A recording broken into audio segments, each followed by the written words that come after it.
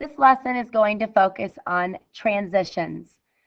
Go ahead and think to yourself what the word transition means. Please remember that we have studied the Greek and Latin prefix of tra, trans, meta, and we know that that means across, change. So when we think of transitions and how they work with our writing, well, what they do is they help us change into different ideas. So if we think of transitions as kind of building a bridge between ideas, so that's helping us change from one idea into the other idea, and it also helps our writing to flow. One way that you can use transitions in your writing is to transition between ideas in a paragraph. For example, here's a paragraph that does not have any transition words. Children who consistently spend more than 4 hours per day watching TV are more likely to be overweight. If kids sit around staring at a television set, they are not burning calories, which will cause them to gain weight. Now, if I'm going to look specifically at this sentence, this first sentence is my evidence, and my second sentence is the start of my warrant. And I'm sorry that those colors aren't showing up different. It's because of our background that we have. I'll change that really quickly for us. There we go. Now, you can see that this person has just listed the evidence and then just listed the warrant. Our ideas are not really connected and it's not really flowing very well. It seems very choppy. So if we look at a revision that uses transitions, we can see a little bit of a better flow.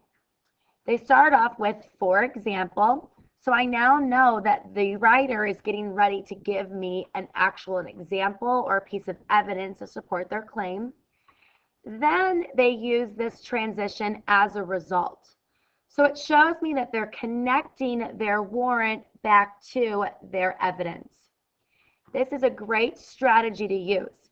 So please go ahead and pause the video and try to look for areas that you can add transitions into your writing. I'm going to show you some transition words right here. You can pause the video to look at this list as long as you need to. And here is another list of transition words. Again, pause the video to use this list as long as you need to. Again, your goal is to add transition words within your paragraphs, specifically within your evidence and your warrant. Please start the video once you have done that. Now what we're going to talk about is transitioning between paragraphs. So we're thinking about how do we transition from paragraph B to C and from paragraph C to D. So here's an example of paragraph B in the topic sentence. It says, when kids watch too much TV, they tend to be unhealthy and overweight. I know that this whole paragraph is going to talk about how kids are unhealthy and overweight due to TV. Now, a way to transition into paragraph C would be that I would want to include this previous topic as a transition. What I'm also going to have to do with paragraph C, though, is I'm going to have to introduce my viewpoint with that topic. So what I may say is, not only do kids become unhealthy and overweight when watching too much TV, I'm then going to introduce my other idea.